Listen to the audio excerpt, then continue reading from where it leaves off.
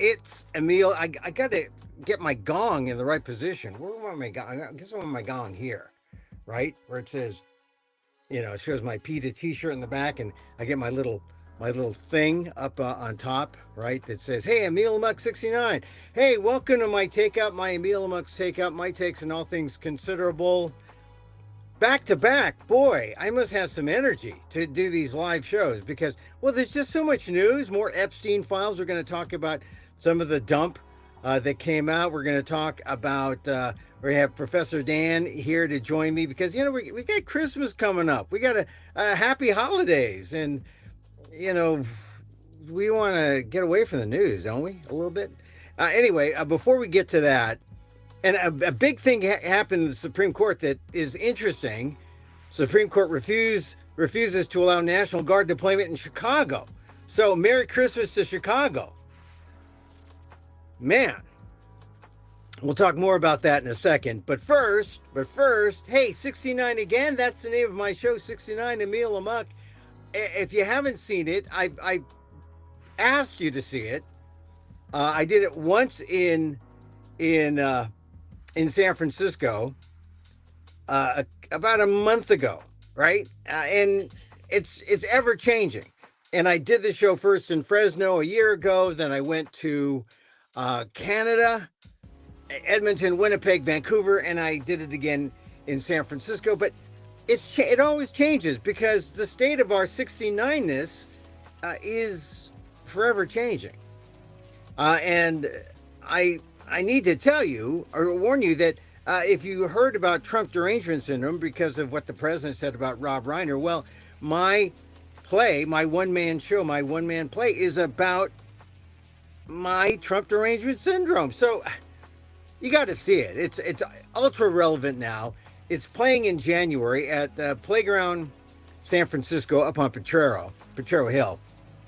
For your tickets, go to Playground SF. Just go to Playground SF and then find a way to get to the Solo Fest and look for 69 Emil Amok, a real journalist stands up.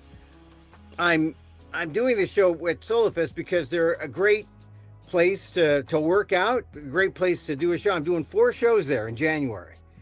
And you can pick a show. And here's the thing about Solo Fest. The tickets are free. Did I say free? Free? He said free. Yes, he said free. It's free. It's free because they're a nonprofit and they get some funding, and it enables the artists to make some money from your donations. So if you want to see the show, it's free, and then there's a little donation on top of that. I believe it's a 501c3, so you can write it off. It's a good time. It's in January. And then I'm also doing it in February, but see it in January. Give yourself a gift of Emil Amok 69 by going there to Playground SF. You can see it on the screen. playgroundsf.vbotickets.com/event. Solo_fest. Solo. I mean, you can see Crawl too, but just go to Playground SF and you get the tickets. And like I said, it's a donation thing, so you can feel good. It's the holidays. Buy a ticket. See me in January. You'll feel good. We'll talk about my Trump derangement syndrome. The show's called 69 Emil Amok, a real journalist stands up. Yes, please see the show. It's always in constant development. And as I said, I did it a year ago. Very different. I talked more about Elon Musk then. I don't talk nearly as much about Elon Musk now. I talked a lot about Ukraine then. Not as much now, although probably I will again. I'm going to talk about all the stuff that's happened. I'm going to talk about 60 Minutes today. Because I actually saw the tape, the video that was censored, corporately censored by CBS. We'll talk about that with my guest, Professor Dan. Anyway, Emil Amok 69 Emil Amok. Go to Playground SF for tickets. Playground SF. They're up in Potrero Hill. And do it as a gift. invite your friends. Tell them to come. Tell them to come see me. I definitely appreciate it. Definitely appreciate it. All right, so now let's bring on our guest. I like to bring on this guy on a Friday, but Friday's going to be a holiday after Christmas. Let's. All the news is happening now, so we're going to bring on Professor Daniel Phil Gonzalez, Professor Emeritus, San Francisco State University College of Ethnic Studies, Asian American political, professor, and he's got a lot to say. I got a lot to say. Dan, welcome to the show. Welcome to the show. Good afternoon. Forgive the hat hair. That's right. The hat's good. The hat's good. I was outside, but the hair is nasty. I was outside working on my car, so you look good. You look like a black-hatted Curtis Sliwa. Oh no! Geez. No. Hey, so all right. The big news as we came on. The Supreme Court has refused to allow the National Guard deployment in Chicago. And I'll just read the first two graphs in the New York Times story. Where is it? The Supreme Court deliberated for weeks over the Trump administration's claim that National Guard troops were necessary to protect federal immigration agents from demonstrators in the Chicago area because of weak support from local law enforcement. On Tuesday, the court refused to allow President Trump to deploy the troops. And now I think this is going to call into question why is Trump deploying troops anywhere? LA, New Orleans, Memphis, Washington. Anyway, what say you, Professor Dan? Well, it appears that this was a 6-3 decision, which is really refreshing. Very refreshing. 6-3. And the three dissenters who said, yeah, Trump can do anything, probably, let me guess, Alito. Oh, yeah. And Thomas. Yeah. Oh, yeah. And now who is the third? The oldest of the most recent. Oh, probably Gorsuch, huh? Yeah. Gorsuch. Congratulations. That's surprising, Gorsuch. Yeah. It's surprising. I would, because that means Coney Barrett and Kavanaugh joined the liberals. Yeah. Well, yeah. And that's a kind of good sign. That means a possible three. The liberals. Really three. Roberts, Kavanaugh, and Coney Barrett are like the 3-person swing vote. Is that the way we should look at this? Roberts has been more the swinger than any. Okay. And it's largely, analysts keep saying and commentators keep saying it's because he's concerned about his legacy. Man, his legacy was blown a long time ago. Oh, yeah. Affirmative action, voting rights. Everything. I mean, it's so crazy. The only thing that he's got in his favor is that, they haven't gotten rid of same-sex marriage entirely yet. Yeah. Okay. All right. All right. That's it. Well, all right, but let's see what they do about birthright citizenship. I believe we're going to be taking that up today as well. But partly, but it's something that you point out 6-3, and it's not the 3 that I would have figured. I mean, I did, but you Roberts. Did. I know, but Roberts, Kavanaugh, and Coney Barrett. Thinking that they might be the ones. Those are the only ones that would possibly agree with the liberals on this instance. All right. So what do you think about this? I guess this is going to change things in LA. Is it going to change things in Memphis? Is it going to change things anywhere? Or I was trying to look at for the actual holding so that I could determine whether or not it's going to apply more universally.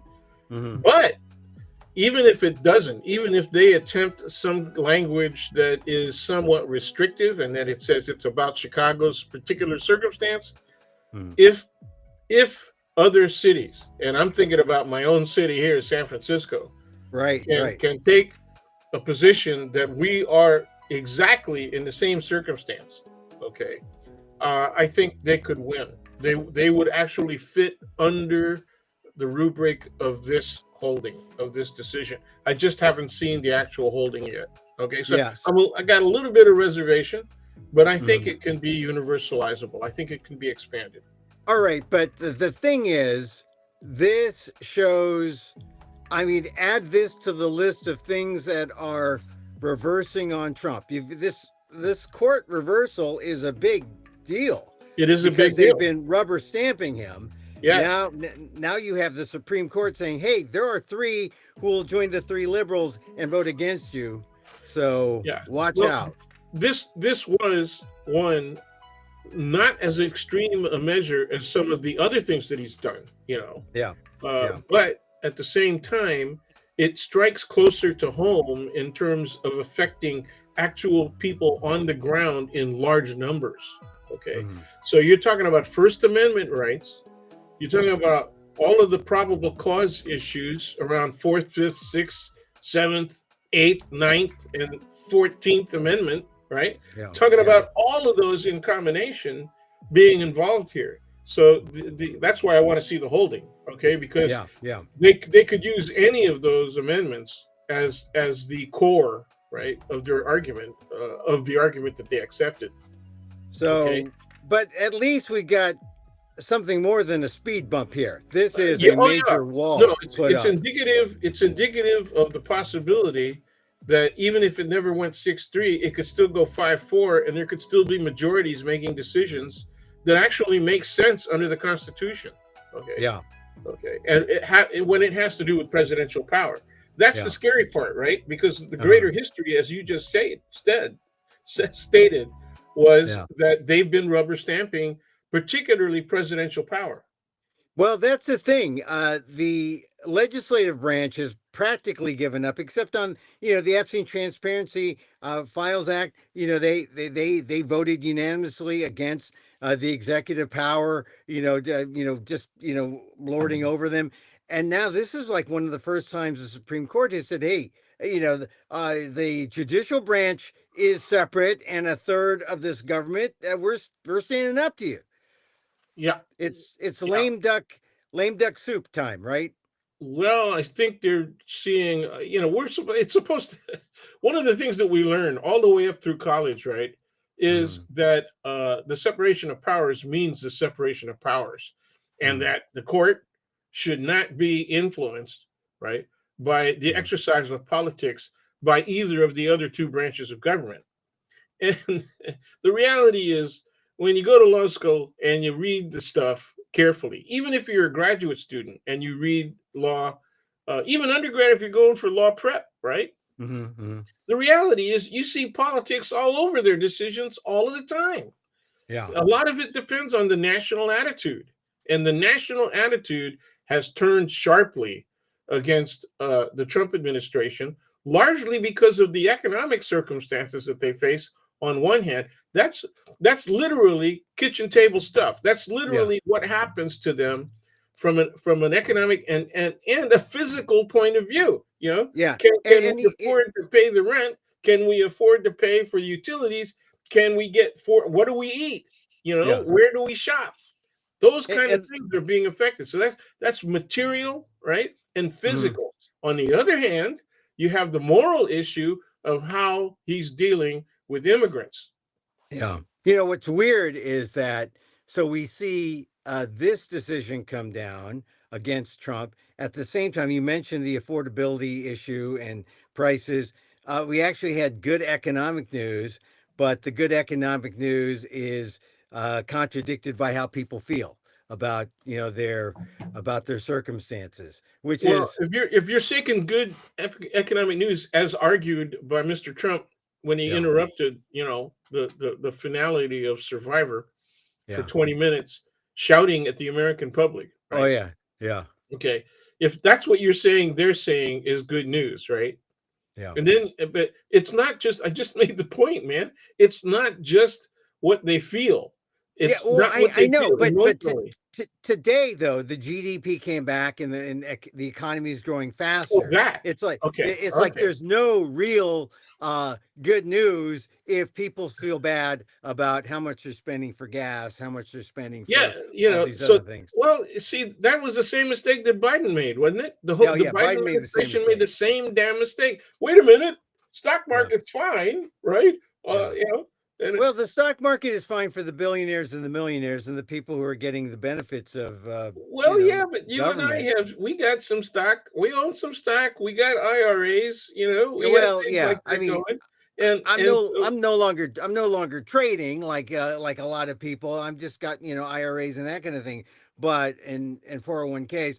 But it's a thing where the people who are really making out are the people in that 1%, the people who are the capitalists, and middle class people like myself are like, we're just barely hanging on. We're saying, okay, well, we're more comfortable than the people who are you know there are people who are not doing as well. So the middle class has expanded into a large portion of our society, and it's more like it's like 99% of society, and then the 1% who are doing really well. Anyway, Dan, to get off the economy, because a lot of it is how people feel and the information people get. Were you surprised at the 60 Minutes pullout the other day? I mean, I guess with Barry Weiss as your yeah, as the editor, we can't be surprised. But I finally the 60 Minutes Sharon Alfonsi piece on CCOT and the Salvadoran. It's not really a prison; it's more concentration camp than prison. I I finally saw it today. Have you seen it?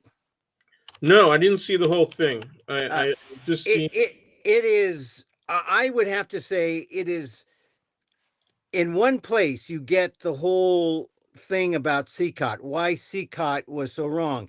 In many ways, we got a lot of this piecemeal during the summer, during the Kilmar Abrego Garcia story, and about the people who were sent to CCOT.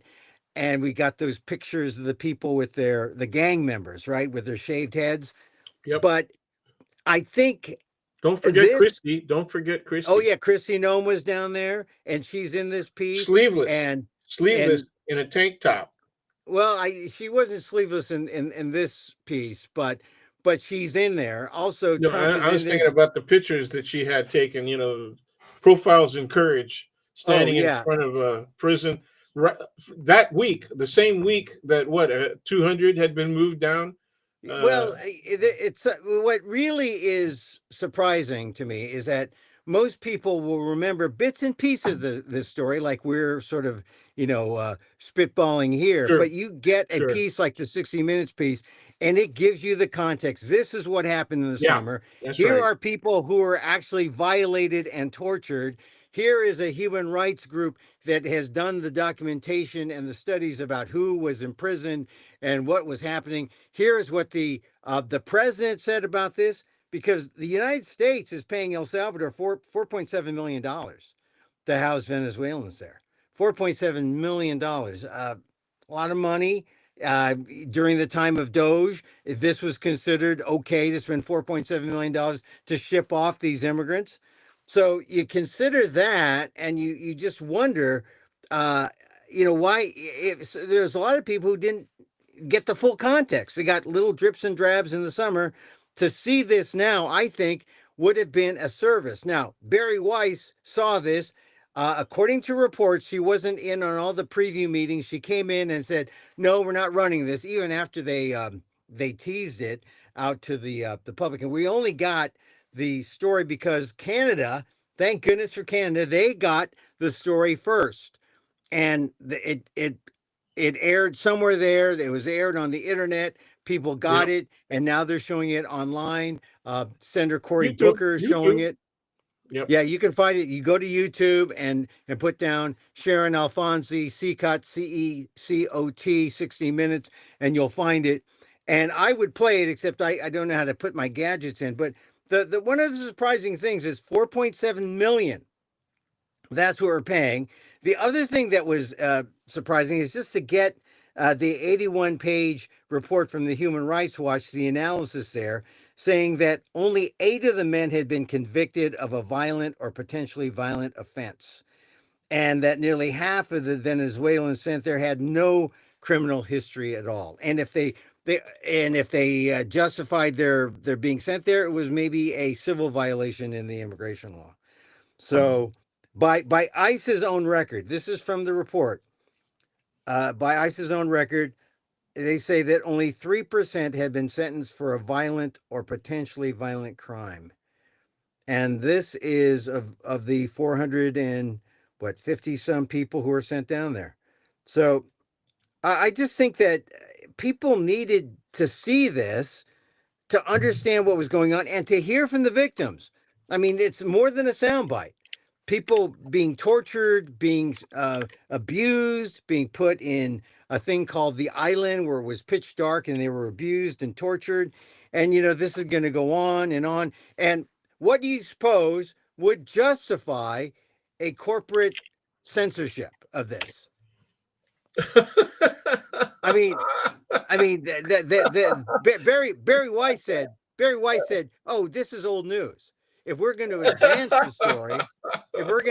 the story, we're going to have to get, you know, Stephen Miller." She wanted Stephen Miller. That was her thing. She said, it's not good enough to say we sent a request to the Homeland Security and got no answer. They had Caroline Levitt in there, Yeah, in her public response to these criminals, and they had Trump, from a public a public in one of the press gaggles talking about this, but no direct, respond to this report. And Barry Weiss wanted Stephen Miller to respond because then it's fair. Or I think it's just more of a delaying tactic. But it was, to me, there was no reason. There was no reason to delay that 60 minutes. I know how 60 Minutes deals with stuff. And sometimes it's not as ethical as people think. So I know that they're not saints. But this was vetted, it was lawyered, it was ready to go. And at the last minute, Barry Weiss comes in and says, "No, we're pulling it." it had 100% cover from inside 60 Minutes. 100% cover. The only place, Mhm. right, Mhm. that decision was made was Weiss. That's it. Yeah. That's it. Her And decision. yeah, and Weiss is, she ran the Free Press, which is known for being, right wing, Right. MAGA Right. type organ, and then she was the conservative at the New York Times on the opinion section, and she was run out of town there because of she was, I don't know, seen as too extreme. She started her own thing, but eh, to she does not know television. She did not participate, and the insiders at 60 Minutes were at least, they were surprised because where was she at the beginning? And Yeah. this thing had been reviewed for the last 4 or 5 weeks, and she just showed up at the end and showing really a lack of understanding of how TV news works. And having been in TV news, I know how broadcast news works. You cannot just say, "Hey, we're going to get Stephen Miller." I guess you could have brought him onto the set and had him on live, and then who knows what And he would have God, said. God knows how much people love seeing Stephen Stephen Miller. Miller. Well, there, the certainly the Trumpers like Stephen Miller. He's the voice of all the immigration thing. I just was surprised that the best argument from Barry Weiss was, "Oh, we got to get the other side. We got to get Stephen Miller talking about this, and specifically Miller." And I thought, wow, that's kind of weak because Stephen Miller, pretty much you got a blanket denial or a blanket um, no from the HHS, which did not respond to 60 Minutes. You're good enough to go. And I don't know if Stephen Miller would have advanced it any further uh, about the Venezuelans. What was interesting is they had students at UC Berkeley, a human rights watch type of class that was going over things like the tattoo argument. All these people had tattoos and they're gang related. They're not gang related, but Yeah. and they proved it. And the people standing behind Christine Ohm when she did her thing, they weren't gang members from Venezuela. Apparently, they were the hardened Salvadoran gang members. So, it was, to me, there was no excuse for what happened there. And I just want to read something. I went on yesterday, and I guess I was not as strong as I should have been.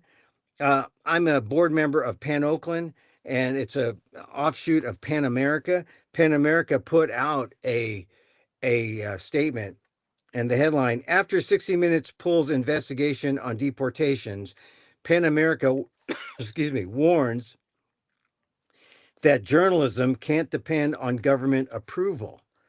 I mean, that goes right to the heart of it. You want the government to say something, you've got the goods. I mean, Barry Weiss was depending on the government sanction, which essentially says, hey, we're so far astray from propaganda, we better go get the government so at least we can sound more like U.S. propaganda. Where would we be if Good. the general media, which was much simpler back then because of the lack of social media where would we be Mm-hmm. if the networks took that position regarding Watergate? We'd have to wait for the tapes to come out. We'd have He to would have wait for, never he would have never left office. The guy yeah. would have never left office. He would have finished his second term, okay, and nothing.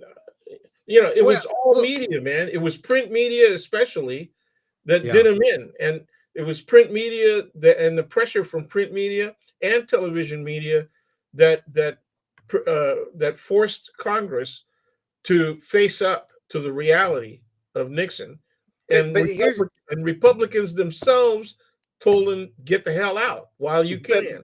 right, but here's the thing that protects the guy now.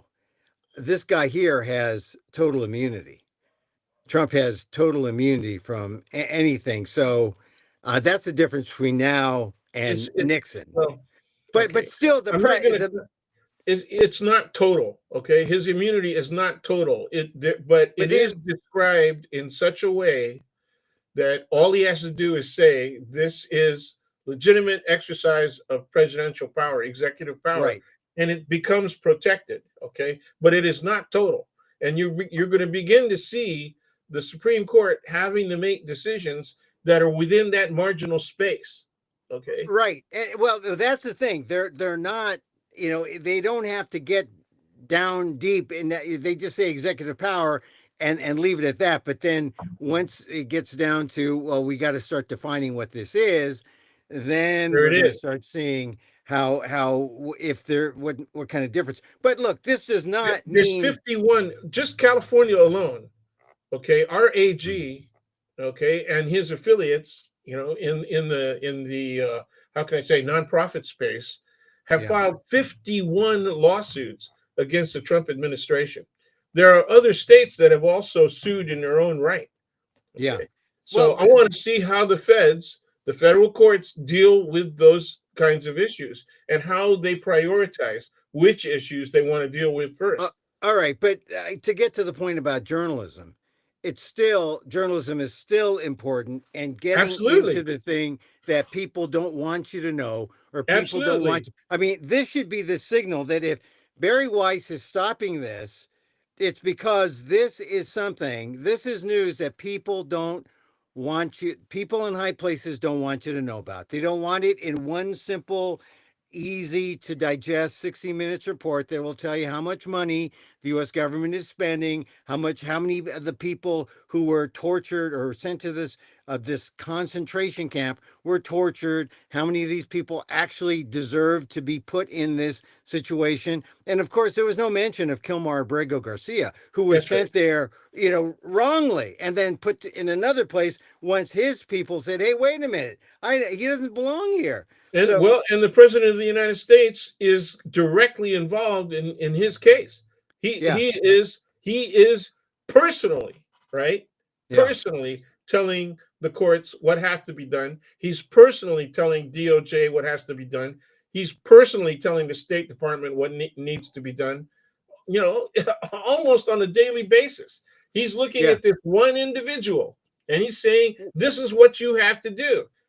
See, and this is the thing about the freedom of our nation, the freedom of our people, the freedom of the press to report on these things so that we know when there are encroachments on our freedoms that are constitutionally protected.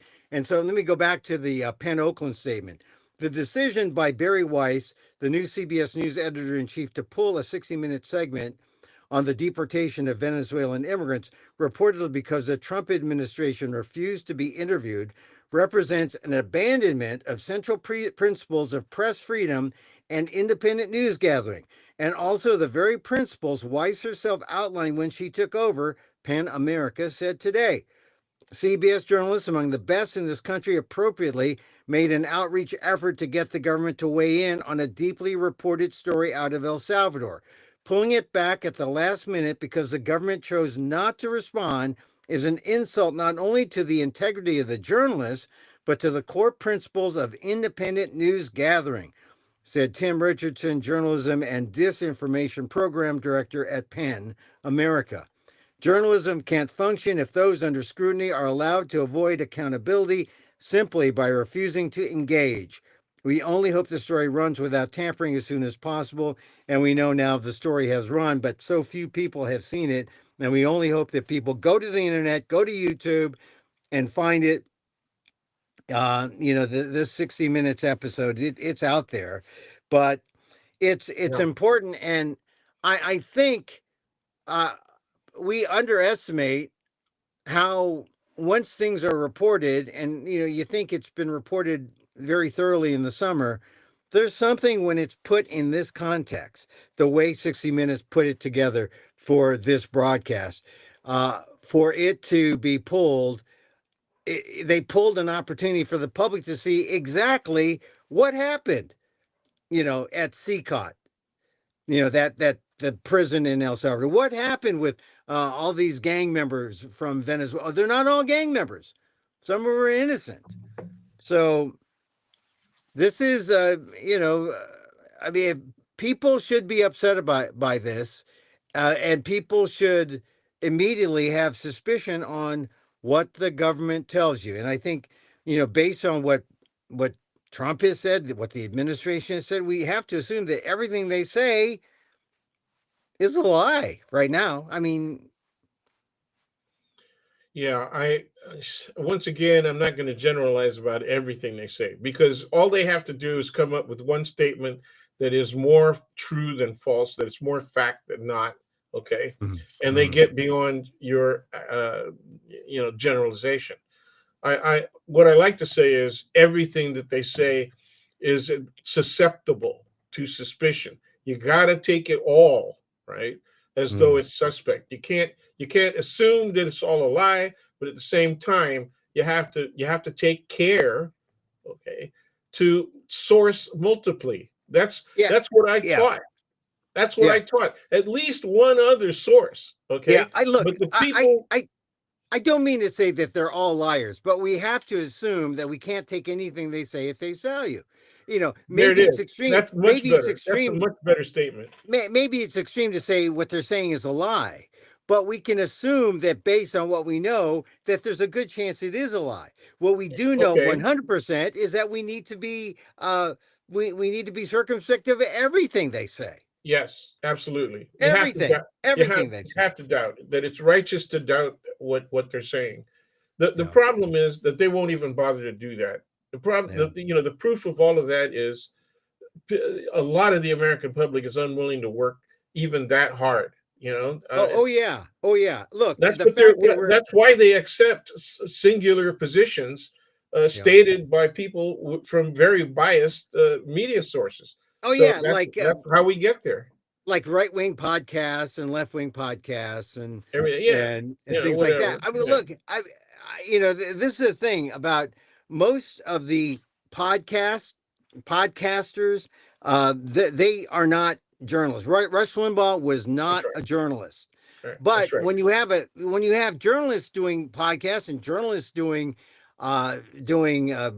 columns and journalists doing opinion, then you're in a different realm where things are vetted, things are at least factual. It's more than just a rant. It's a rant based on facts or based on evidence. maybe I might generalize in one way to make things understandable. But as I came back and said, look, all right, it's not that everything they say is a lie, but uh, you have to look upon what they say, the Trump administration, and say, well, there's like a good chance that they're not telling us the truth. Well, yeah, based on their record, based Yeah. on their people, if they just look at their actual experience, that's what's happening right now, right? Mhm, The, mhm, what comes out of Trump's face, okay, and what comes out of his supporters, is particularly mhm. his cabinet, right, is contradicted by their actual experience.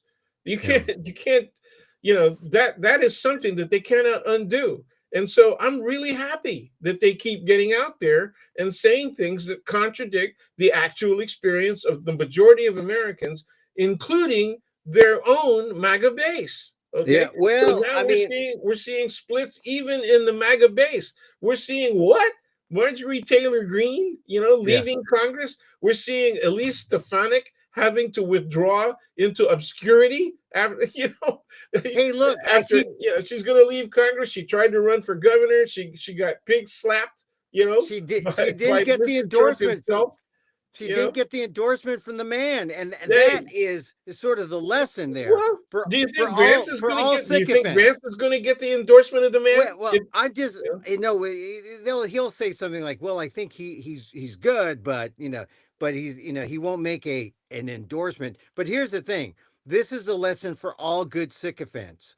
There is no good end. There, Elise Stefanik is the proof positive. There is no good end. If you're the all you good got to do is sycophant look at. always gets Okay, screwed. all you got to do is look at his list of top pardons, right? Who Mhm. was on his first list of top pardons besides the 1,600 people that were actually convicted, right, of Right. attacking Congress, right, and the Capitol, all right? Who are his top pardons? Members members of his cabinet, right? Yeah. Okay, Yeah. and so when he's out and he's no longer capable of pardoning, what do you think is going to happen to Miss Bondi? What do you think is going to happen, Mr. Blanche? Right? Well, Miss Bonnie, look, I like South Park's rendition of Pam Bondi, where she always has a bit of The brown brown on her stuff.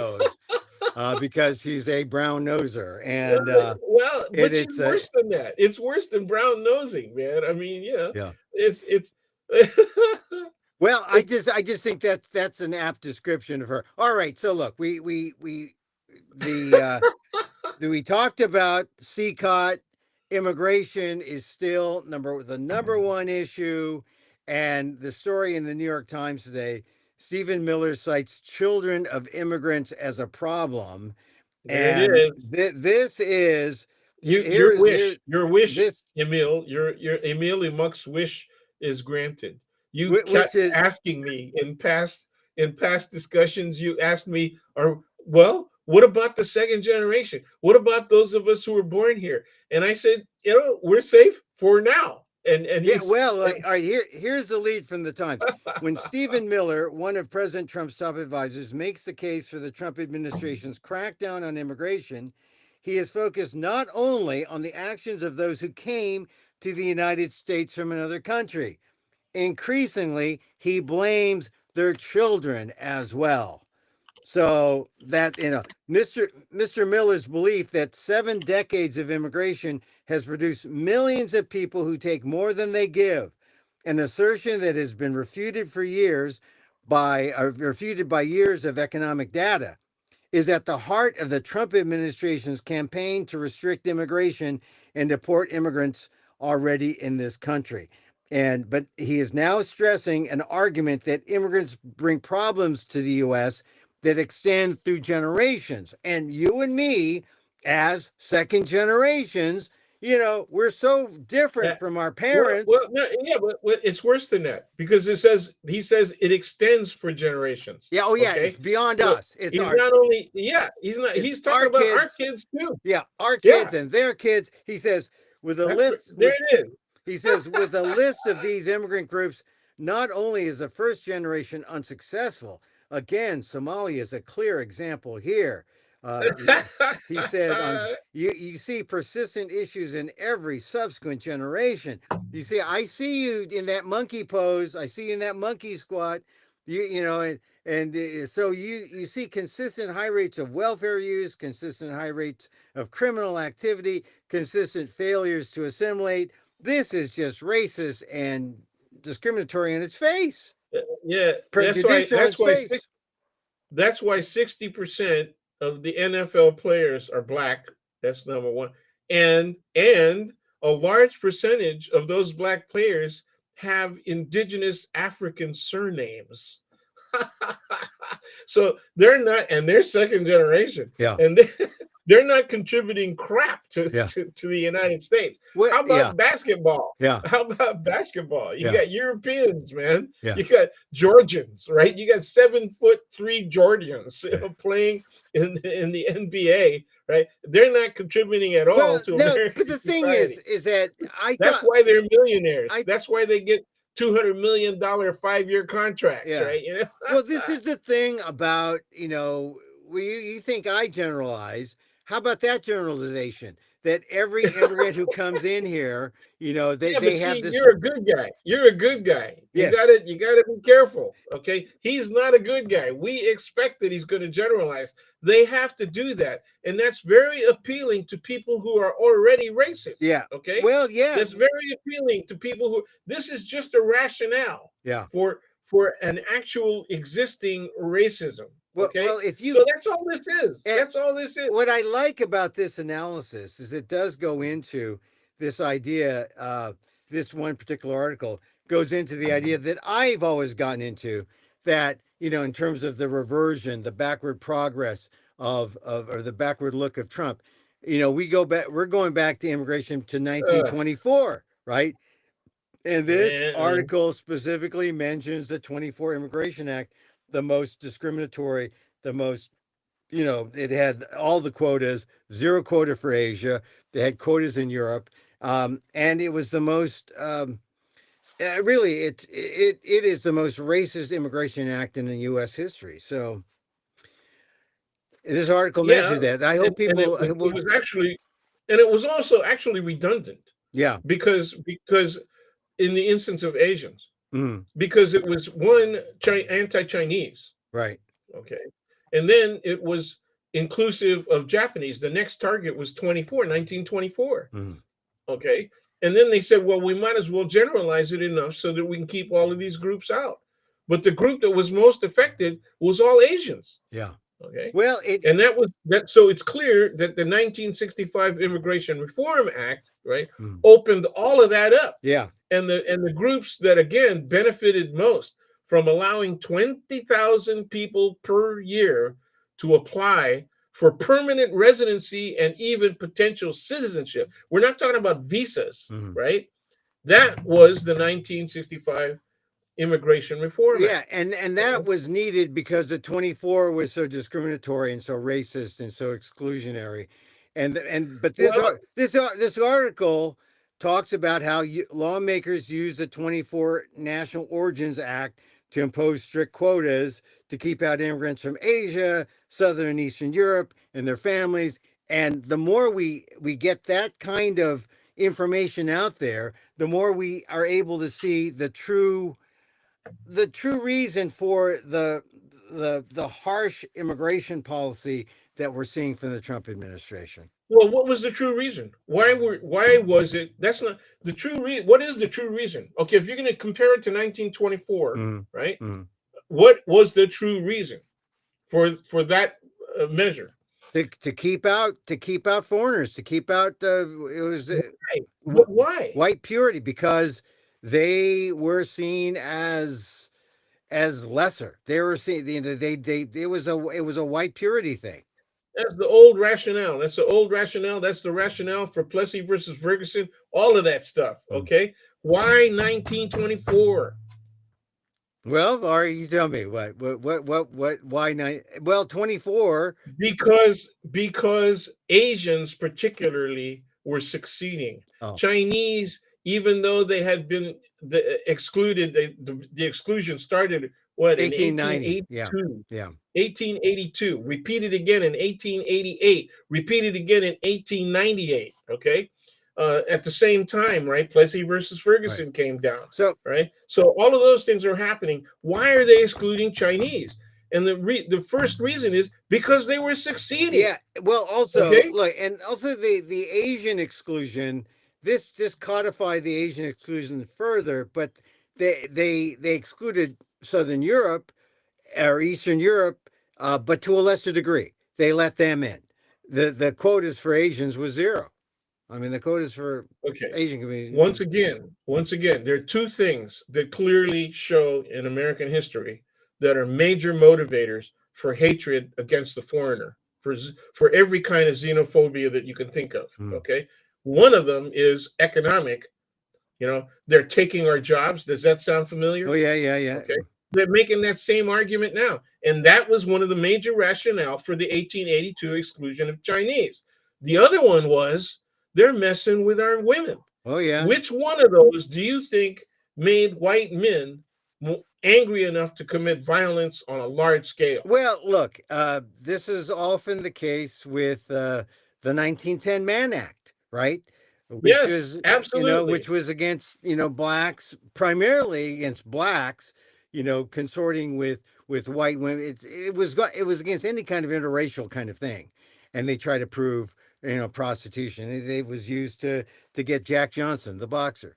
So that's the There was situation. a California version of the Mann Act. Yeah, Okay, there's a California version of the Mann Act expressly anti-Chinese. yeah, Okay, yeah. and basically what it said was if a Chinese male crossed the state line, right, Mm. with a woman who was not their wife, okay, the assumption was they were committing a felony, okay, because they were intending to commit prostitution. Right. It was a So and the the guy Mann could Act. somebody he could be crossing the state line with their mom Yeah. or with their sister or with another relative, and the presumption, Yeah. which is unconstitutional, right? Mhm. The presumption was they were guilty of a felony. Look, we know also that innocent things happen, and you got to go to court to fight it. Like Wong Kim Ark, right, coming back, to the Sure, United States, and he was a citizen,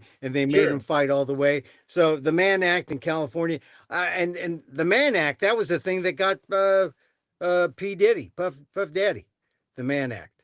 So sure. and I was reminded of the Mann Act when I saw the latest Dave Chappelle special that's on Netflix now, where he talks about the Mann Act. He talks about Jack Johnson and about how this law by this Illinois representative man was out to prevent the mixing of races, blacks Yeah. especially with whites. And for those of people who want to look it up, it's the MANN Act. It's double N. Yeah, It's MANN. it's it Yeah, man, not MAN, man, right. human. Yeah. Yeah, Yeah. man, the Mann Act. Yeah. All right. So It's just coincidental in that way. yeah. All right. So we talked about immigration. Well, This is a thing. Stephen Miller, we're generations, they're after us, generations, okay? And my reaction is, what is the American public's reaction? Well, if Okay, how are they going to feel about that? Okay, yeah, I think that if the American public knew that this was, well, you hope that if they knew, they would stop it or do something about it. But we know from watching Project 2025, and it was told to us what there they it would is. do. There it is. Nothing happened. Well, see, even if we educate them, which is what we're doing with this discussion, Yeah. okay, and all of our other discussions, will they act on it? Will it affect the way they make their decisions, right, in their own lives? Will it affect the way that they relate to us when we're on the street, when we're in public conveyances, right? Yeah. When we're shopping, when we're in theaters? How are people going to look at us? Yeah. Okay. Well, I mean, we're heading that way. If you look at that Turning Point convention over the weekend, and you see how JD Vance is now, being heralded by Erica, what's her name? Erica Kirk. Kirk, as he's 2028. Eric uh, J.D. Vance will not defend his wife, but Vivek Ramaswamy will defend a fellow South Asian. And now we have a lot of people going after Vivek Ramaswamy because, JD Vance defended his wife. I can't remember who the critic was, but somebody was mildly critical of her, and JD Vance's reaction was eat shit. well, I didn't get that, or I didn't see that part reported. I didn't see all of his speech, but I will say this: what does this Well, mean? that would had nothing to do with the conference. Yeah, well, That was early on. oh yeah. I mean, I didn't see anything at the conference. I'm Yeah. talking specifically about the conference. I mean, if Okay. he might have No. said it like months ago, weeks ago, Yes, he did. but you know, as far as the conference, there was no real uh you know uh speaking out for or on behalf of his wife. But Vivek Ramaswamy did. Now we know that the Asian thing, the anti-Asian thing is there, but that's not even the big thing. It's really the anti-Semitism and the racism and the That's the big picture. yeah, That's the big picture, and it's rooted in American culture. yeah. That's you have to accept the fact that it is rooted in American culture. So That there has always been a large segment of American culture that is very racist yeah, and very xenophobic. Okay, and it ebbs and flows. It shrinks a little bit when there are gains, such as the gains made via a lot of the Warren Court decisions, yeah, right? yeah, Gains made, how about gains class issues, gains made via the New Deal? yeah. Okay. Well, And we have people now saying, I want to get rid of the New Deal. So people are making historical references today, from the Republican Party yeah. about what they want to get rid of. Yeah, because they can't have successful diversity. I mean, all diversity is bad. All inclusion Well, is yeah. bad. All Well, success stories, if it I asked somehow, you earlier, yeah, why 1924 yeah, and why Asians and Southern Europeans. yeah, And it's not just racism or culture. It was they were succeeding. yeah, Okay. What did they? In the previous 10 years to 1924, there was succession in California and on the West Coast of anti yeah, Japanese laws passed at the state level, trying to restrict them from farming, right, from just farming. Why would you do that? For the same reason that they went after Chinese gold miners, right, right? The original gold mining restrictions were intended to be against Mexicans because they had already been mining gold along with Native Americans, with First Nation people, because they knew where the stuff was. yeah, Okay. yeah, So they were intent. The problem was that Mexicans had previous rights to mine yeah, gold. yeah, And so they turned around and they looked at somebody they could exclude, and it was the Chinese. And so they enforced the anti-gold mining licensure, right, yeah. against Chinese. Hey, So why would they do that? Because the Dan, Chinese were failing? yeah, it's just more a protectionist mindset. Yes, yes, Protecting for the whites, yes, protecting for the majority, yes. and protecting against the foreigner.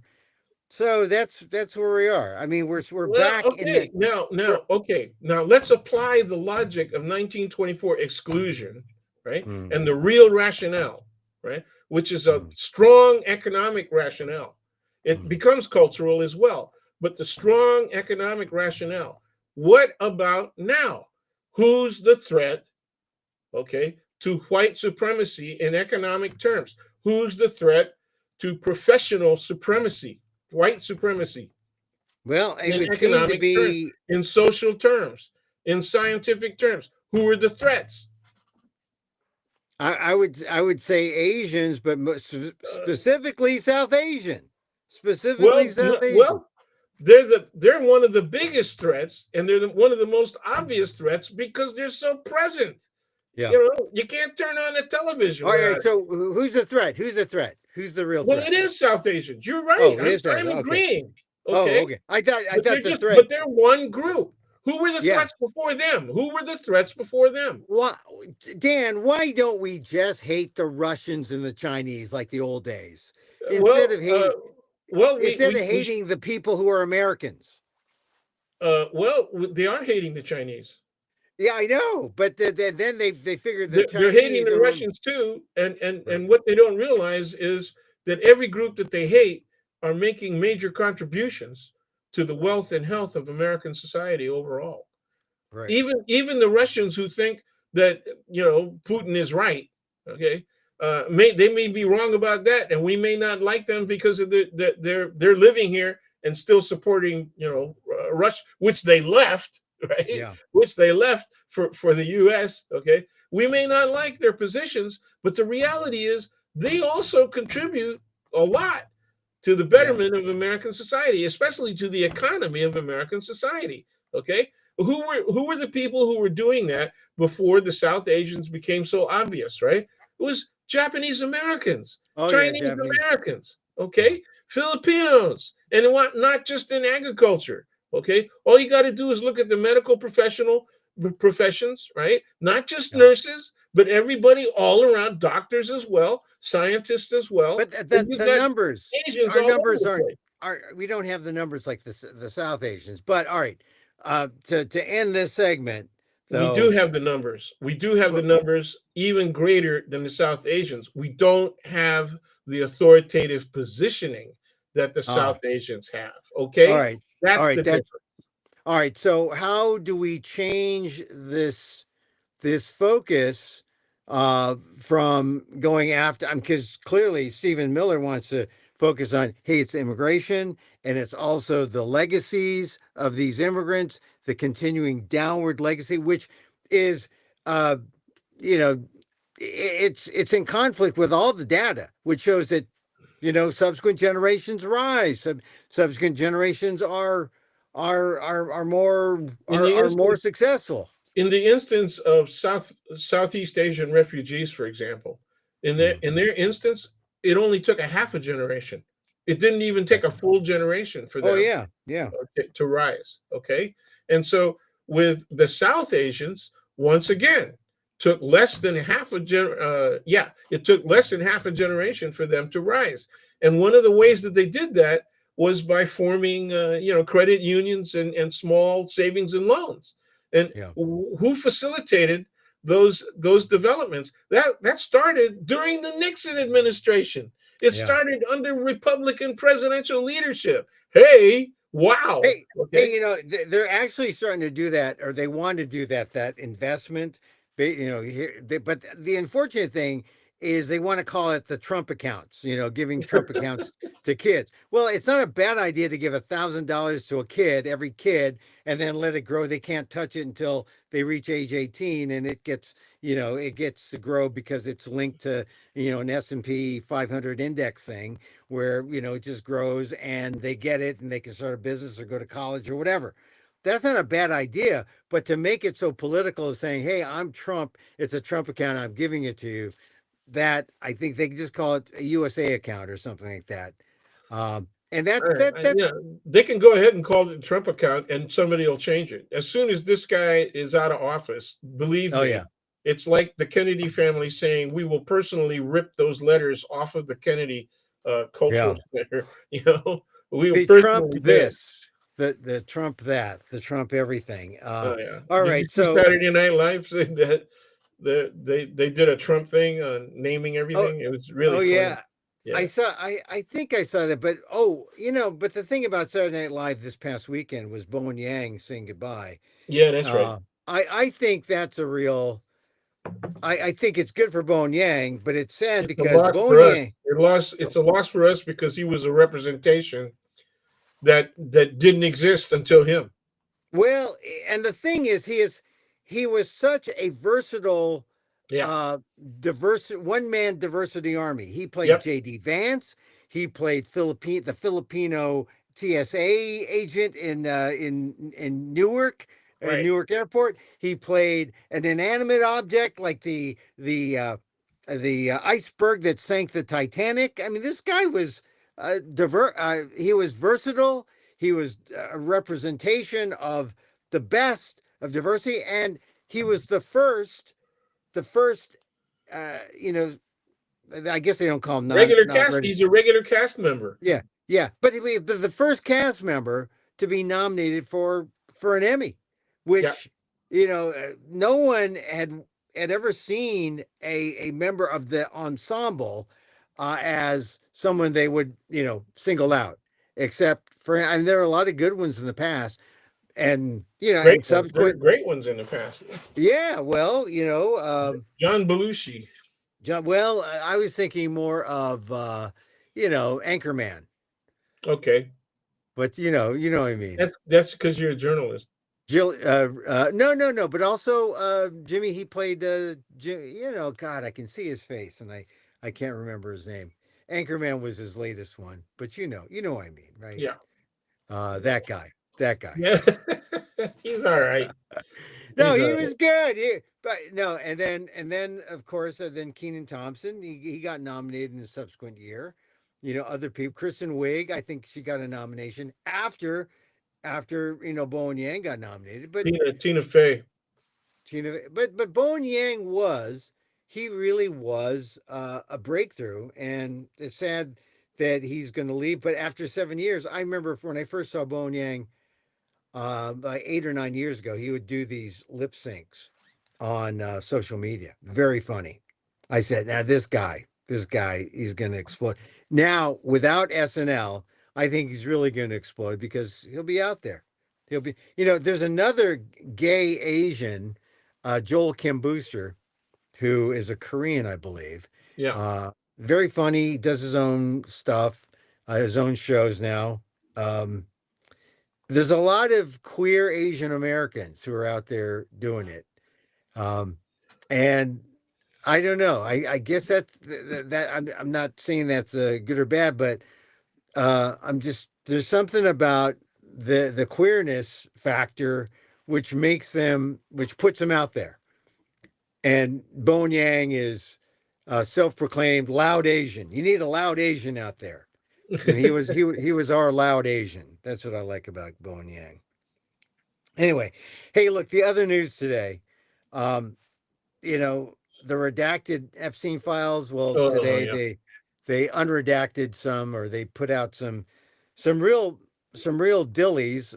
There's that one letter, handwritten letter by Jeffrey Yeah. Epstein to that the convicted pedophile from Michigan, and he talks about nubile girls and how Donald Trump likes those nubile We shared. No, it says outright.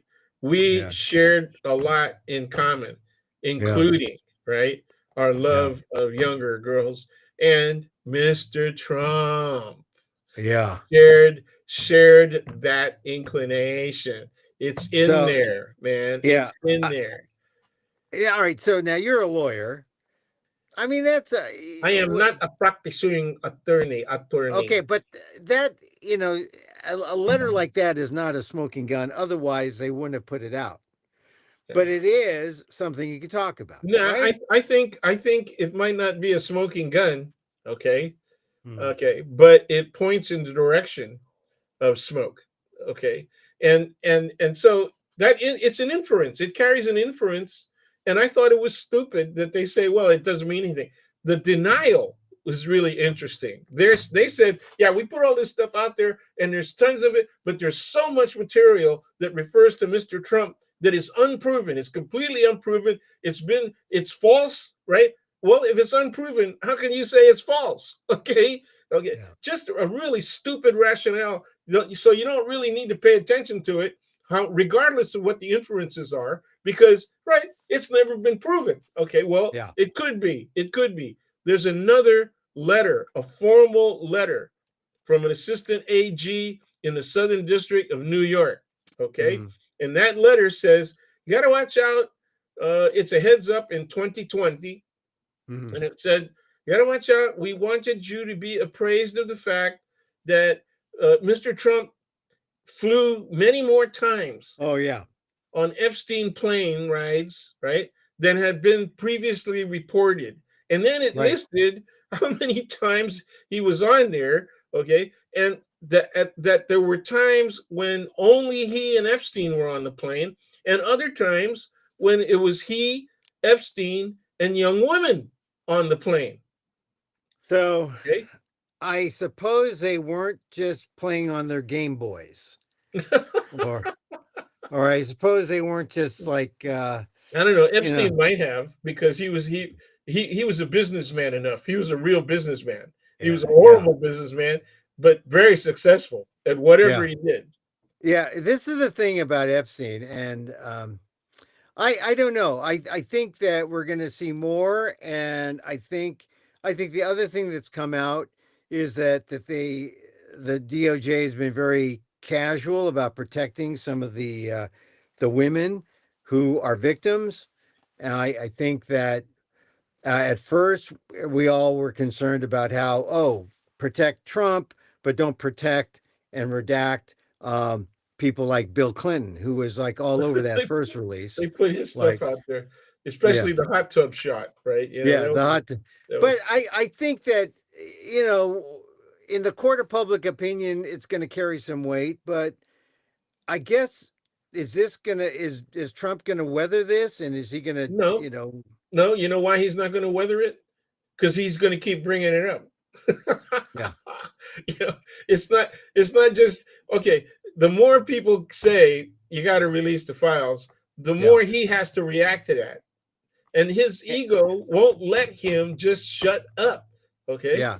okay. Well, yeah, he's got to be in every news cycle, even in the old days of journalism, these weeks of December were like the down days. Yeah, This that's is right. we Not much all is happening. agreed That's right. we yeah, we all agreed that nothing's happening and Uh, that we're all in good yeah, behavior, yeah, and yeah. it's just placid. It's Merry like Christmas, Happy New Year, Happy Hanukkah. yeah, Yeah, but we're not. But so we're just gonna have more of this and more. Hey, here's a stocking stuffer, an Epstein file release, and they always release on a Friday, and always release you on know, the day before a big thing, and or a weekend well, actually, with the they news. released it. They released it on a They released one Thursday, on but Friday. it's okay. Yeah, They released one on Friday. They released yeah. one like late last night, in the middle of the Yeah, night, and then they'll probably release one on Friday yeah. I keep next forgetting week. what day this is. So yeah, this Yeah, is well, Tuesday. they keep the idea is that there's a skeleton shift, right? And this is one of the things about what I liked working the weekends when I was at NPR, because all the big news would be dumped on the weekend, and then I get to cover it. That's right. Like at That's right. Gentleman Square. Nobody Yeah, else had covered it yet. That's right. yeah. You I know, mean, so they do Friday dumps. the Yep. Well, Saturday they still folks do and Friday dumps. Everybody still does Friday yeah, dumps. The yeah. Supreme Court does Friday dumps, right? You know, Or weekend dumps, certainly yep. weekend dumps. And so, Well, all those right, are so highly now, suspicious. When they do a weekend dump, you know they want to bury that sucker. oh yeah, yeah, yeah. Well, so we're gonna get more stocking stuffers from the Epstein files, as the days go on till the first You know, of the year. okay, here we go. My position on this is side action, man. It is side action. You got to be watching, more importantly, what's going on. They're taking us away from Ukraine. They're taking us away. Even Venezuela is side action, right? You know, Mhm. now he's expanding it, and I think t- today there was a criticism from the White House of Colombia as well, and of the Oh yeah. Colombian president, right? So what are we doing, man? This is like the Monroe Doctrine, okay? Yeah. Well, look, the thing is the Colombian president has backed the Venezuelan, and the Colombia has been one of our best Latin American allies. Yes, yes, And especially when it comes to production of cocaine. yeah, yeah. Look, You know, the Colombian president is pretty smart, but I've seen him in interviewed in the past. But Latin America is, they've got to stand up to whatever the bullying of the Americans. I don't know, how do you do that see, without? once again, see, when people say, "Well, is it the oil?" Okay, yeah, it's the oil. Okay, but Venezuela also has other precious metals. Yeah, Okay, including some deposits of things like minerals like lithium. Okay, yeah, and so we're still on a lithium battery thing. Okay, now yeah. here it is. When I was a kid and I was in between jobs, I got a temporary job working as doing janitorial for Standard Oil. They Mhm. had like 2-week jobs, and what we had to do was clean ceiling fixtures. right? So, and they were all fluorescent. So we're cleaning fluorescent tubes and cleaning fixtures and the shades, the covers, right, for those fixtures. Okay. Well, because I don't know, the foreman, African American guy, black guy, his one of his sons was on my crew. Right, they made me a crew chief, and he gave me the keys to be able to go anywhere in the building. I swear. Okay, so I had the keys, and I would go upstairs to the area where the health center was. Okay, and because they had aquariums, huge aquariums, and you know, I wouldn't turn the lights on. I would turn the lights on in the aquariums, and I would just relax up there for a couple of minutes, right, in between, and then go back down and work. Well, one day I was riding the elevator, and there were all these stacks of files, and some of them were in plastic bags, which meant that they were going to be stored for what a 15-day period, just in case people thought, oh no, did I throw away for shredding, right, the wrong file? So these things were set up for shredding, but they were kept for a certain period of time so that people could go back and look at them if they thought, wow, I may have shredded the wrong stuff. So I was looking through those files, and guess what? It was United States of America versus Venezuela, and it was Standard Oil versus Venezuela. This is 1970, folks. 1970. This is 55, 56 years ago. These cases were up. So this is old news, man. And of course, this was quite interesting to me because by then I had chosen to become an international relations major. So there it was. And very convenient. And I was able to write a couple of papers on that. So you're saying all those some people would say Epstein is the big action. Man, Venezuela is not. Well, look, I think Ukraine and Venezuela are important because those are potential. Well, one is a war, one is an illegal war, one is a potential active war. But the Epstein files, there is still a core group of Democrats who believe that that's the thing. The files. They think it's because also it's uniting. It's uniting. Yes, yes. The Epstein files unites all the MAGA folks and the Democrats. Yeah, what big mistake that will be. Okay, that's once again, Democratic leadership. If their head is not in their anus, it's close. Okay. All right. So you're saying pay attention to the foreign stuff, but the MAGA stuff say America first, forget about the foreign stuff. And I'm just saying that Epstein, I don't think there's going to be a smoking gun, but the Epstein files is going to hound Trump to the end. And so be it. So be it. But that shouldn't be the way that Democrats make policy or try to convince the public about what the positive things they're going to be doing if they get back into control of Congress. Okay. All right. You got to come up with a real plan. How are you going to actually solve this problem, right, of the economy?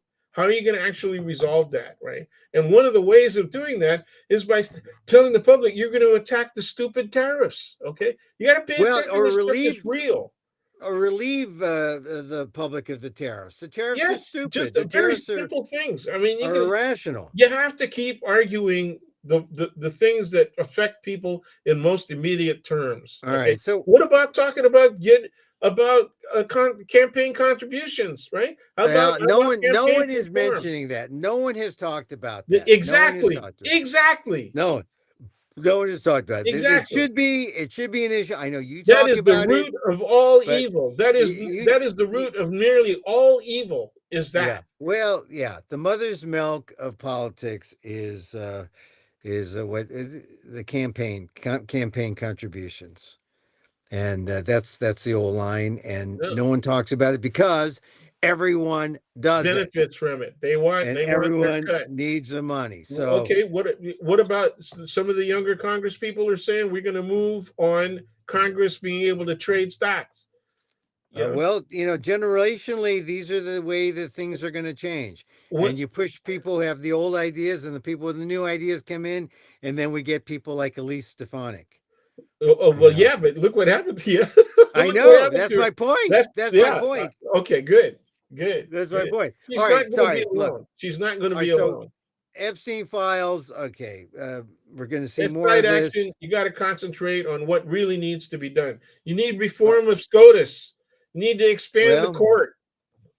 well, Okay. if they keep doing more of the stuff that we've seen today, like stopping Trump on National Guard deployment to Chicago, I think people say, hey, maybe it works. All right, look, Well, let's switch to we got to something see more what happens on personal. the immigration. Are we almost done All right, here? yeah, let's switch to some personal things. The blackout in San Francisco. Oh, You oh yeah, experienced it somewhat. It didn't hit you, but you're around it. yeah. But it's something. If you didn't live in San Francisco, you hardly Didn't heard hear about about it. it. Yeah. Hardly heard it, but it was real, and it says something about PG&E, which is not good. Infrastructure is Um, terrible in the city. Okay.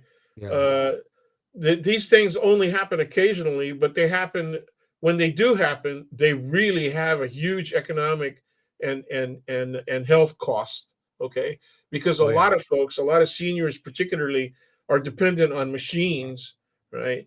Not just CPAPs and things like that, but actual oxygen generators in their own yeah, homes and all that that run on electricity. Okay, yeah, they need elevators. Okay, up and down for mobility within even for emergencies, right? And they're stuck. oh, They were stuck in oh yeah, multiple story buildings, and that's just one group. Okay, then you've got the hospitals. They have their own generators, and it's a good thing that they do. But this happens too often, and when when they said it was a downtown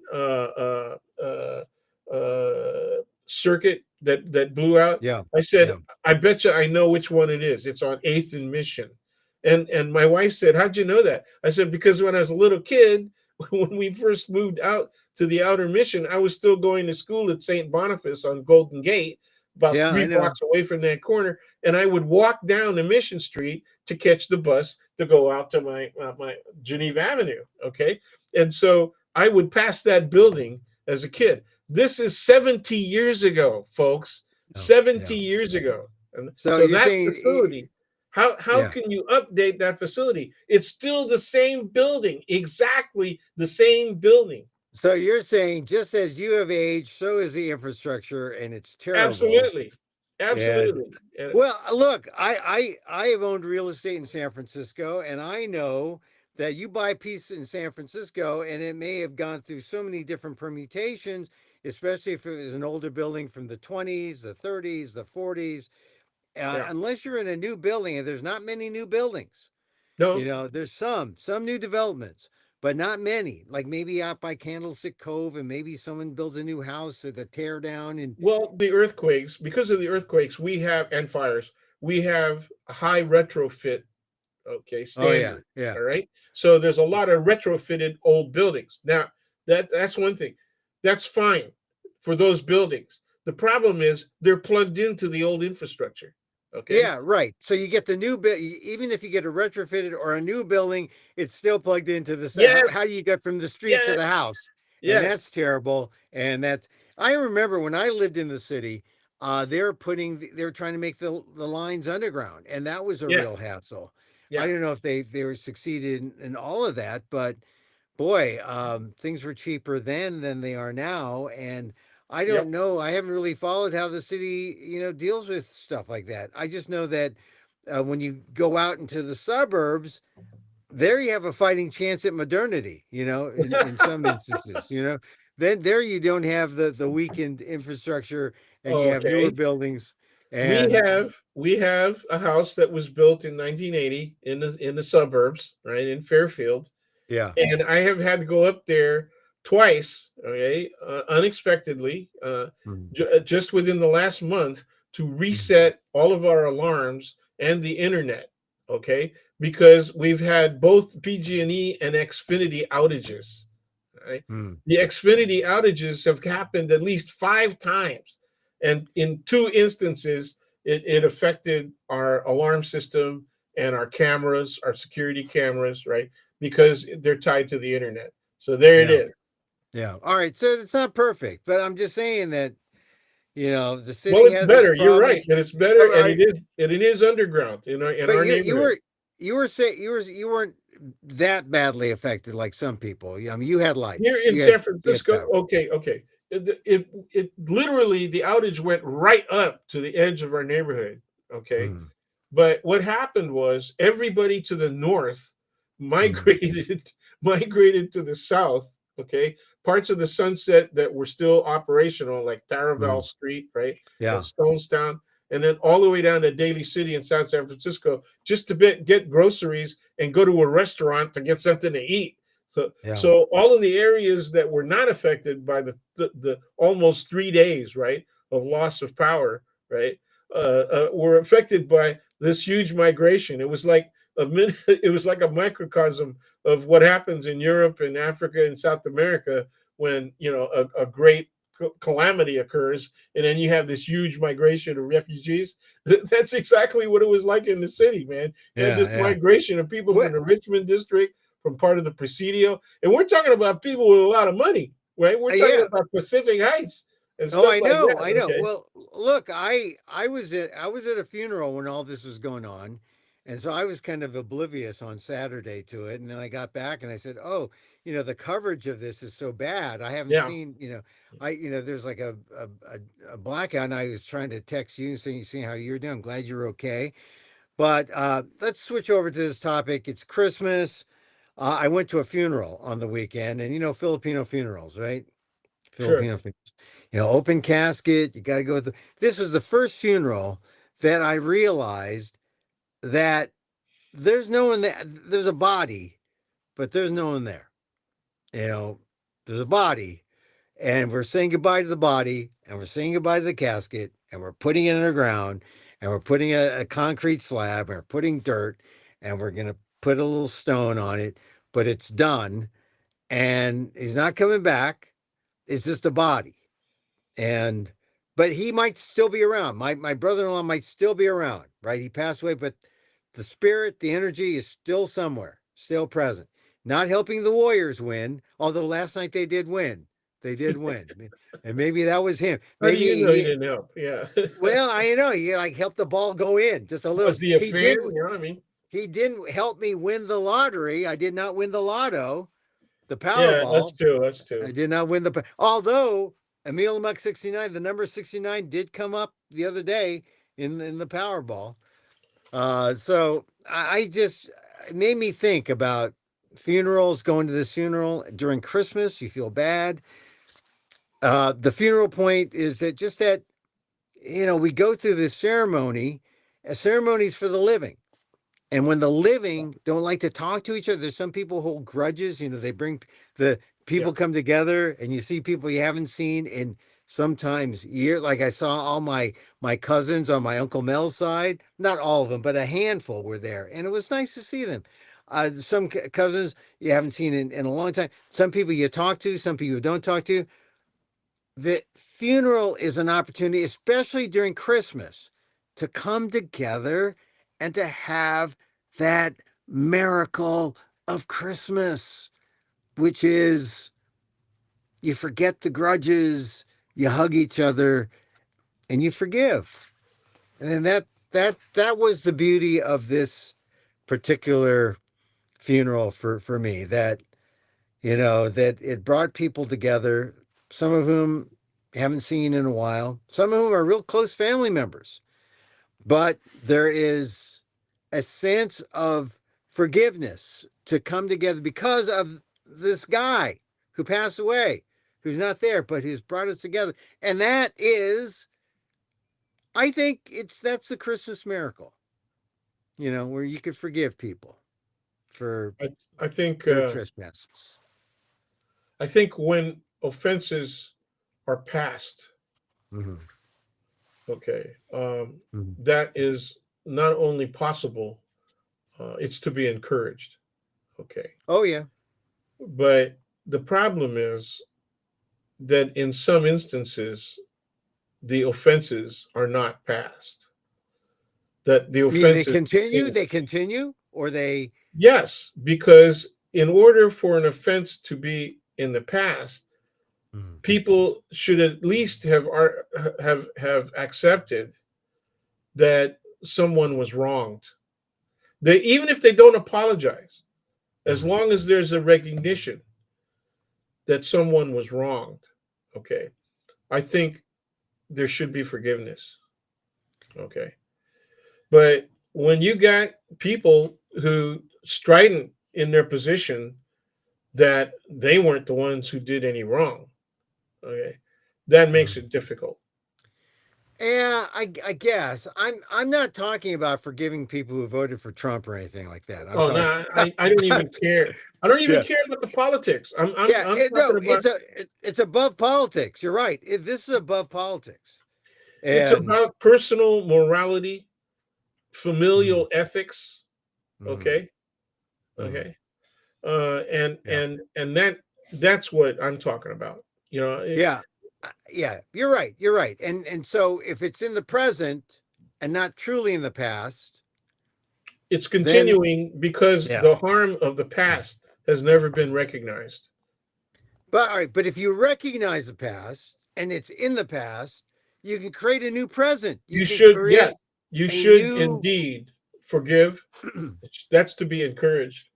yeah. Okay. I mean, I think that, I've been, sort of thinking about Christmas, and one time I did a story on miracles. They gave me an assignment. I remember Uh that. Yeah. just to do a story and the miracles are, what is a miracle? A miracle is, something comes out of the sky and appears, the baby Jesus.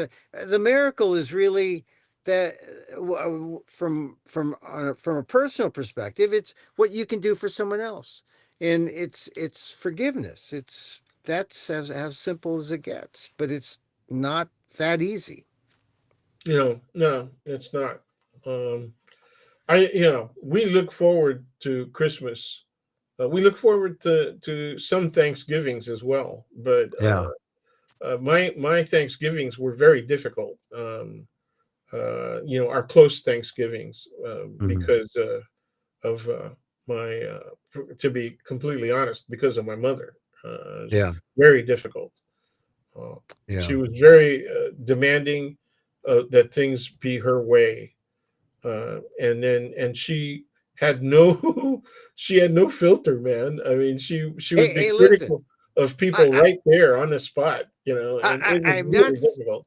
I'm not saying anything bad about your mother because I heard that she liked me a lot. Well, yeah, yeah, she did. But I don't know if that was simply because you were on TV or because she understood you as a personality, you know. I don't know. I But don't know. the reason that they went to one of the awards that I received, right? Yeah. Uh, Yeah. they didn't go to others, and she would that awards that I was getting, and Yeah. uh, so I stopped telling them that I was getting awards. But she found out that you got an award, and I was going to be there, and that she's the person who I think who took that picture that we have, Yeah. because it was you. She was the same way uh, when she was when Ron Kidichai got Yeah. sworn in, as a Mhm. judge Mhm. way back in Yeah. '83, right? Yeah. Right. She had known Ron ever since I met him during the strike, right, at Mhm. SF State, Yeah. and so he had actually been my supervisor because he got out of law school earlier than me, and so he was Mhm. my supervisor at the legal aid office before he went on to get temporary DA status, prosecution status, in the city, municipal government. Um, and so she was really proud of the fact that he was ascending, right, in his Yeah. political terms, and so of course they were going to show up for him being a judge and everything. um, and so she was really happy that he had gotten all these honors and stuff like that. And then they made my pictures. I took the photographs, and my pictures made the papers, right? Not just the Philippine News, but the local papers as well.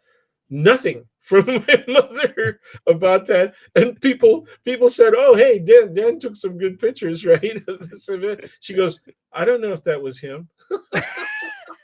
Dan, she loved you. She Yeah. loved you. No, she She, didn't. well, no, she did. All right. So look, forgive. Christmas is forgiveness. That's what we Uh, I'm did. for, I'm fortunate that I went to a funeral. I mean, it's it was sad, but it was a good. I got this thing from the funeral that was good. That it's time for forgiveness, time for that Christmas miracle, and I hope, Dan, that you have a Christmas miracle this year. Hey, we love our Christmas dinner because that side of the family, my wife's side of the family, they're related Mhm. to, but I've known the family ever since we were kids, right? So, you remember how close Filipino Oh yeah, families were, yeah, yeah, yeah, the pre 1965 families, yeah, yeah, yeah, everybody yeah. knew everybody, right? That it was a small community, different from today, and everyone was pretty much in the same boat Yep. because they came on the same boat. Our They parents were they were working almost literally, yes. Our yeah, parents were able to work their way up yeah. from poverty and the working class squarely into the middle class. Right. Okay. Take And that, Stephen Miller. Take that, Stephen Miller. yep. You know. And then we had the audacity to get college educations. Oh, audacity. Yes, yes, And yes. yeah, and that's why we displaced people like Miller. Well, look, I mean, one generation, right? From janitor at the Supreme Court to law school. One generation. One generation. How about me? Fry cook to Harvard. One generation.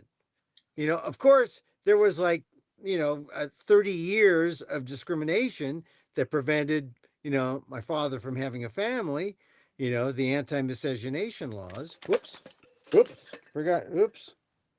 I gesticulated too much. Okay. But that really, is an issue. But Yeah, well, thank goodness. we I Thank don't know goodness. about your dad and his behavior as a single man, but Yeah. I could have been any variety of half, half, half some other ethnicity. So Yes. Well, that was the thing about those anti-miscegenation laws. Everyone had a half-life. Everyone had everyone had it wasn't physics, but it was a half-life. It definitely was a half-life. All right, Dan, look, we've gone on for 90 minutes. I appreciate you coming on with me as always, and I just know that Christmas is coming up. We got Christmas Eve, we got Christmas, and Boxing oh Day, and man, then we the look forward to weekend. it. I mean, it's terrific Yeah, because yeah. our people, a lot of them are cooks. Okay, Oh yeah, and yeah, we got descendants of cooks that are now yeah. chefs and caterers, and so it's a wonderful event. Well, I'm all right. I'm just waiting for that invite someday. Someday, some Christmas. Sure, Get the that can be vegan corner. arranged. That can be Get arranged. There's people there that still remember you from yeah. TV. Get the vegan corner going, and that's fine. So look, There Dan. actually are vegan Oh, dishes. that yeah, well, just let us know. We're gonna. But Yeah, look, I well, wanted to well, talk. we'll I try wanted that. to talk.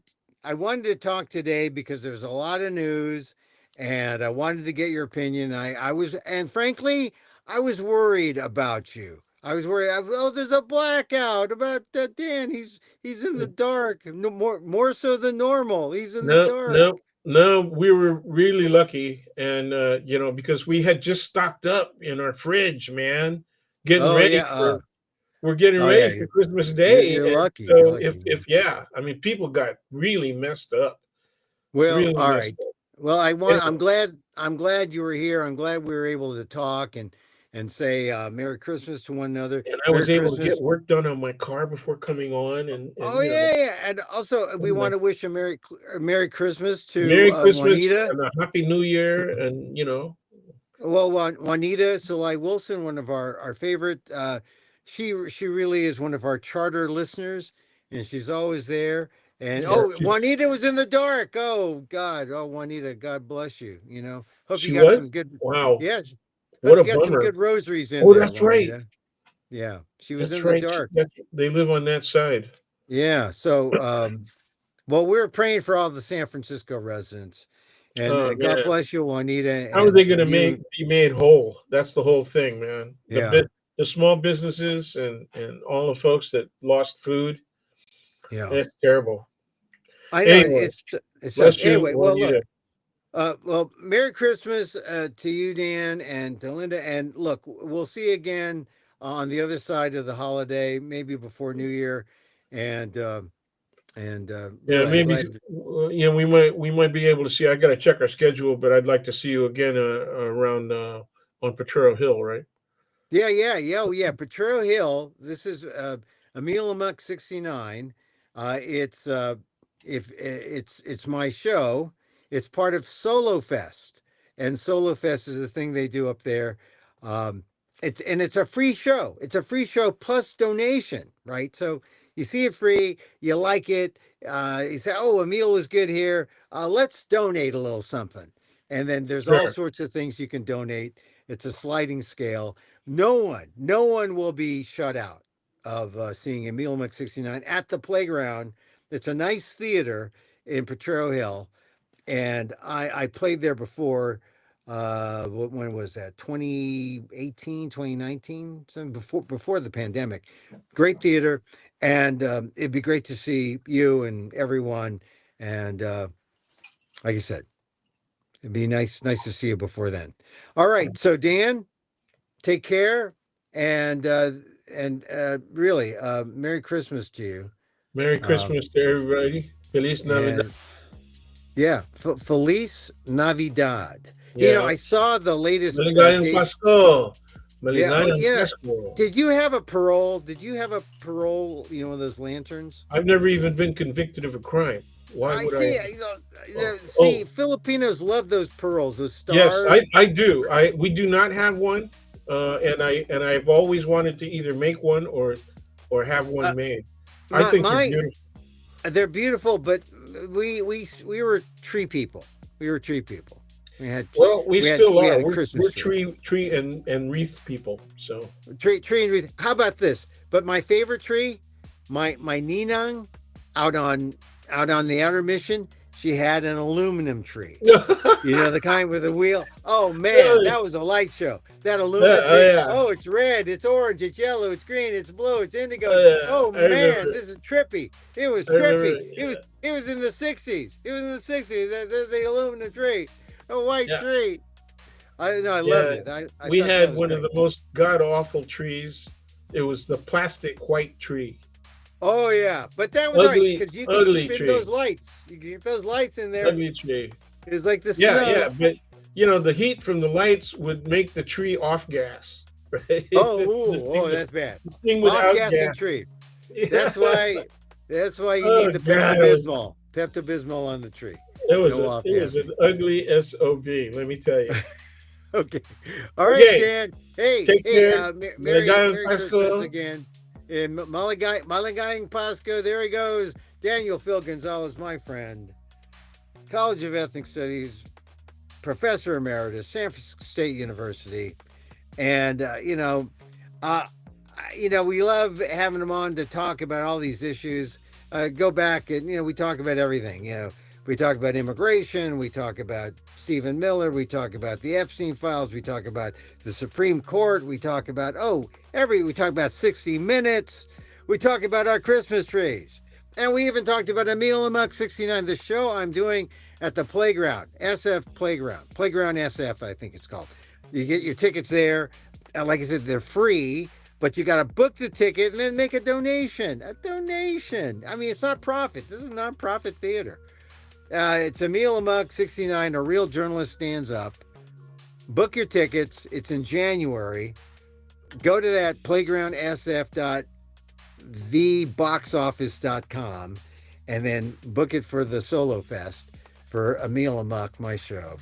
It's a funny show. And because of the Rob Reiner situation, when Donald Trump said, it's Trump Derangement Center, this is my play about Trump Derangement Center. Trump Derangement Center. I talk about it. I did this show throughout in Fresno, in Canada. It's different now because things are different. Things are different. Anyway, check it out.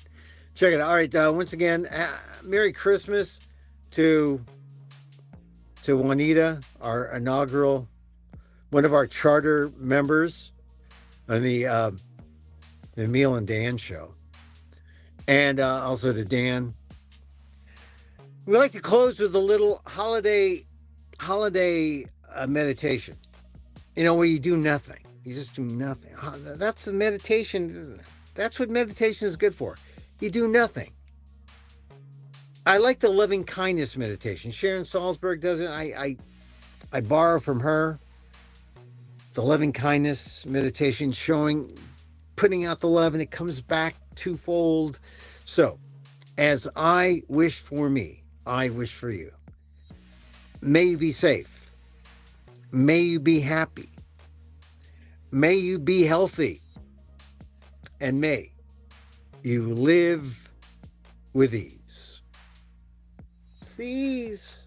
Ease. Take it easy, right? The Eagles, take it easy. It's ease. That's what we want. Till next time. Maybe I'll pop up before Christmas. Maybe I'll just, say I'll put a wreath or put a little tinsel on the gong before Christmas. I mean, this is show 930, I think. I've done 930 of these. Anyway, till next time. Emil Guillermo. Emil amok to you. Mahal.